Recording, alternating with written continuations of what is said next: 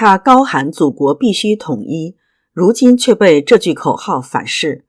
内有实战派太子党张又侠卧兵自重，火箭军因拒战被整肃，外有美国对伊朗发动精准打击，并公开警告北京，若破坏台海现状，将面临严重后果。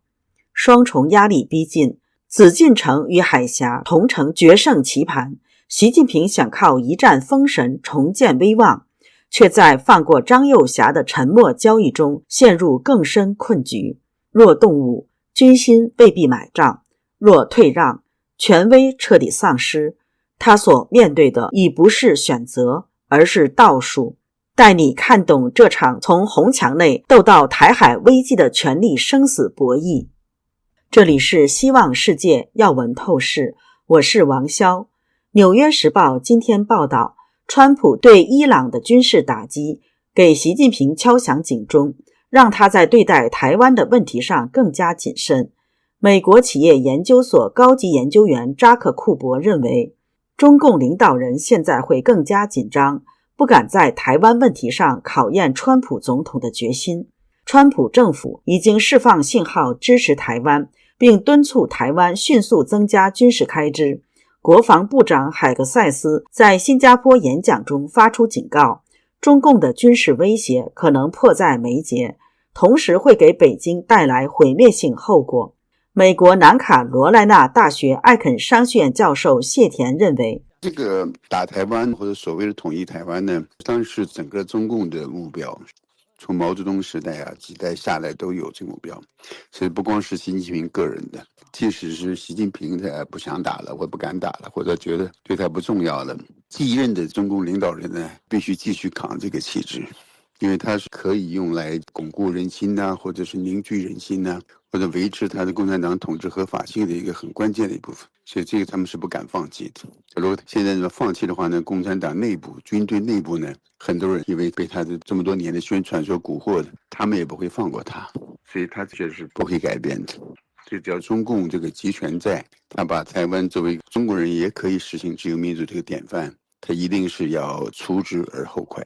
台湾不是中共的一个牌，台湾更多的是中共的一个心病，因为他不愿意看到一个民主自由的中国，实际上有点骑虎难下。但是他作为他的一个宣传爱国主义支持他的一个统治合法性的杠杆的话，他实际上也下不了台了。我觉得是习近平来说就是背上的一个包袱了。川普这次对伊朗核基地的迅雷不及掩耳式的打击，就是证明一旦中共对台湾动手，川普就会履行轰炸北京的誓言。这把习近平逼到了墙角，拿下台湾这个政治愿景使他内外受敌。习近平在军事上是门外汉，武统台湾必须要找一个能征善战的帅才。在外界看来，张又侠与习近平是自家人，然而最让习近平后悔的是惹恼了张又侠。美国之音2024年4月6号报道，习近平与太子党交恶，张又侠是硕果仅存的太子党，虽然已经超龄，却稳坐中央军委第一副主席宝座。一个特殊的原因是，张又侠的父亲张宗逊与习仲勋是陕西同乡。国共内战时期，在西北野战军中，习仲勋任副政委，张宗逊任副司令员，两家人是世交。不过，据流亡泰国的中国历史学家刘孔福介绍，张又侠并非习近平亲信，也不是习的发小，两人年轻时并无交集。张18岁参军入伍当兵，曾参加过中越战争，凭借自己的努力和军功，一步步升迁为13集团军军长，曾在国防大学培训深造，曾受到胡锦涛提拔重用。据刘孔福研究，习近平曾与张又侠达成协议，只要能为习保驾护航，可连任一届军委副主席后平安落地，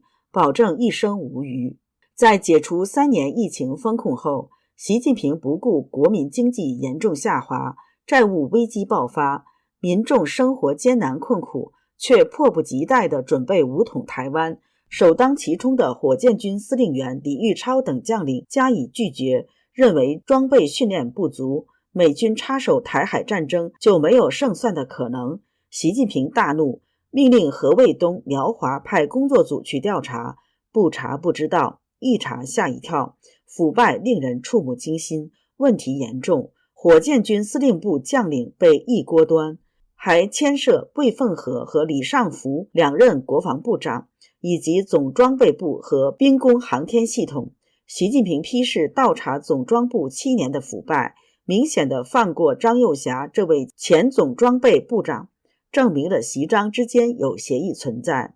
刘孔福认为，尽管如此，张又侠倍感压力山大，脸上无光，处处小心谨慎，出席会议也坐在后排末尾，老老实实的记笔记。何卫东、苗华等31军帮将领趾高气扬，得意忘形，散布谣言说张又侠要辞职退休了。宣传部门也积极配合，新华社、人民日报报道时，经常把军委第一副主席张又侠放在军委第二副主席何卫东后面，这是不合规矩的，明显表示张又侠已失势。2024年3月两会期间，何卫东更是得意洋洋地在小组发言中不点名批评张又侠负责军事训练花拳绣腿，搞虚假战斗力。结果党媒报道中删去了这段话，因为他不知道习张私下有协议，有些冒失。张又侠是经过实战打出来的将军，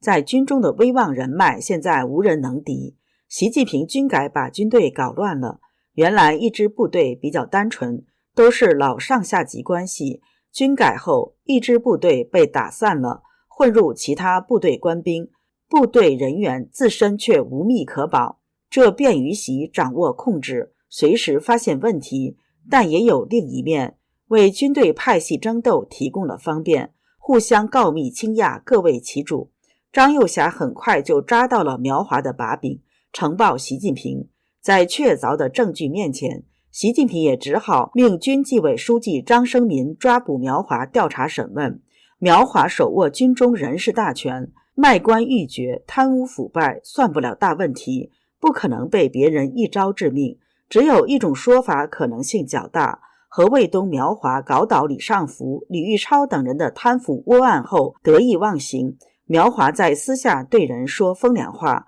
我才没有他们那么傻，拒绝战争准备令，等战令下达后手握兵权时再搞事，这话肯定被人偷录了，所以才证据确凿。这话不仅是对习近平不忠诚，而且简直就是反贼，要搞兵变造反，是滔天大罪。苗华被抓进去后，必然会供出何卫东等一大帮人，至于是否暗设兵变就不得而知了。自从前年北戴河会议，习近平受到老干部的质疑后，特别是去年3中全会以来，一系列反常现象表明，习的一尊皇帝光环已经掉落，中共重返集体领导制度，这其中有他自己身体不好的原因，也有老干部和反习派的参与制约，使其失去了不少权力。在去年11招待宴会上，李瑞环、温家宝这2位宪政改革大佬坐在习近平身旁两边，这在过去是绝不可能发生的事。据刘孔福观察，凡是有老干部参加出席的中央重要会议，习近平出来时都鼓掌欢迎，唯独李瑞环不鼓掌，而是非常瞧不起的撅着嘴迎送，这也是习近平现在失去不少权力的证据。关键人物还是张又侠，他早在任13集团军副军长期间，曾去国防大学合同战略指挥班学习深造，他是国防大学的老校友，可能也会受到刘亚洲大战略观的影响，对台海问题有着清醒而深刻的认识。刘亚洲认为，当今世界潮流仍是和平主义，反对武统台湾。目前习近平大权旁落，几乎没有翻盘的可能，唯一的可能就是一招险棋，武力攻打台湾。加拿大时政评论人士丁立开认为，在现在的情况下，其实没有机会去翻盘了，就是去打台湾，因为他的军中的主力网都被拿下来了，他的很多的军中的势力都被清洗了，而且还在被清洗。张又侠可能还要抓严，这就表明他根本就没有能力去打台湾了。他没有这个翻盘的机会了。其他会不会反扑，或者是想办法去打台湾，他可能会想办法，他可能调动中共军中的势力，就像4月1号的演习一样，都没起名字，就临时拼凑起来的一次演习，这说明他军中的势力已经被很大的削弱了，他起不了什么风浪了。丁立开认为，习近平目的还是保党，但他保不住，共产党还会垮台。也就是说，天时地利人和无一具备，习近平就算勉强出招，也会遗臭万年，改朝换代模式就会启动。这里是希望世界要闻透视，感谢你的陪伴与思考，请订阅分享并打开小铃铛，一起在动荡中坚守真相，在黑暗中点燃希望。